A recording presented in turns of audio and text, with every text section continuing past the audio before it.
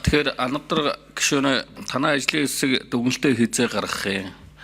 Энэ ер нь манай хууль зүйн байнгын орон дээр бол хууль эрх зүйн одоо том шинжилэл гэж ярьдаг. Тэгвэл одоо төрийн байгуулалт дээр танай энэ хийж байгаа энэ ажил бол төрийн албанд бол маш том бас одоо өөрчлөлт хувьсгал гэх нь одоо хаашаа ийм том өөрчлөлт гаргахаар юм биш үү?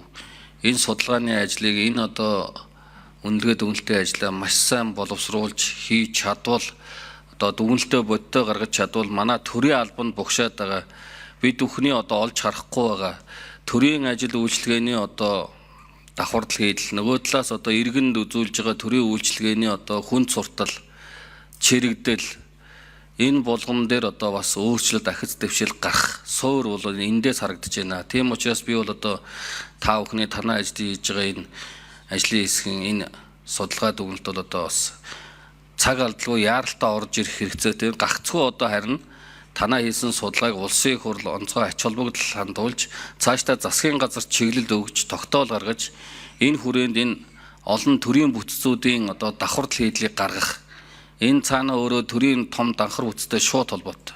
Нөгөө талаар ажил үүргийн давхардал, нөгөө талаар одоо тэрийг дагсан олон одоо чивүүр давхцаад одоо сая тэр албан тушаалтын хэлж шít.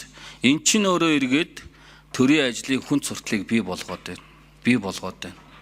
Тийм учраас энэ одоо судалгаа гаргаж чадвал төрийн одоо маш сайн одоо цаашдаа бүтцийг бий болгох дагаад одоо иргэнд төрийн үйлчилгээ одоо тэр төргөн шуурхай зардал чирэгдэл багтаа хурдан шуурхай үзүүлэх тэр болцоо боломжууд нэгдэх юм байна л гэж би хувьдаа харж байна. Тийм учраас танах бол одоо энэ ажлын хэсэг маш сайн ажиллаж яаралтай одоо энэ дүгнэлтээ оруулж ирж улсын хурал дээр одоо бас засгийн газар чиглэл өгүүлэх асуудал дээр онцгой анхаарлаа хандуулж ажиллах шаардлагатай юм биш үү л гэж би хувьдаа хэлье.